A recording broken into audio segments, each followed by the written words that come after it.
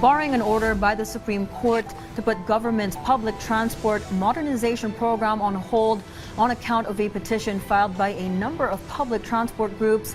Government's modernization program is set to push through beginning the 1st of next month. The recent disclosure of a jeepney owners, operators who've consolidated early today leaves no reason for putting off the program again, as our Alan Francisco reports. More than 97% of registered public utility jeepney units were consolidated in Metro Manila last year. Transport officials stated there is a sufficient number of vehicles available for the riding public, with 70% of transport franchises consolidated nationwide. I'd like to go beyond po dun sa 70-30% because we have to consider if yung 70% would already be sufficient. I'm speaking for NCR po. Office of Transportation Cooperatives Chairperson Jesus Ferdinand Ortega clarified that President Ferdinand R. Marcos Jr. is well informed on the PUV modernization program. Utos ni Secretary Bautista, we should be transparent in all the information that we have to give, at ginawa po namin yon. Nung umupo kami sa harap ng Pangulo, kitang-kita po namin sa kanyang demeanor, sa kanyang mata, the confidence tungkol sa programa. He knows the numbers, he knows about the program, and he was very confident in saying, hindi na tayo mag-extend.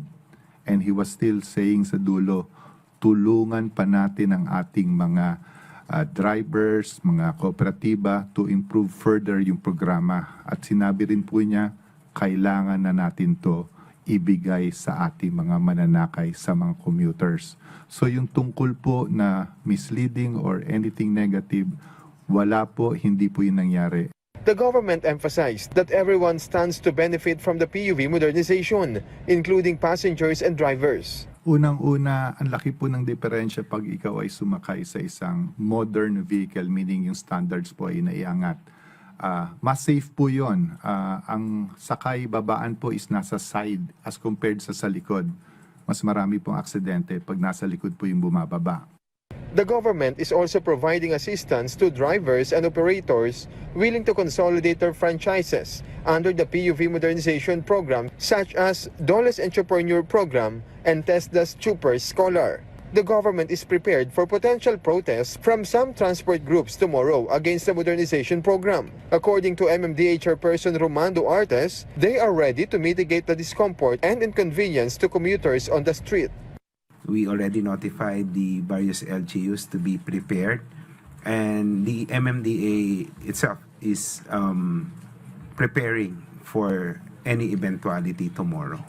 We will make sure, tulad ng dati, na ma-minimize yung pong discomfort at inconvenience sa ating mga mananakay.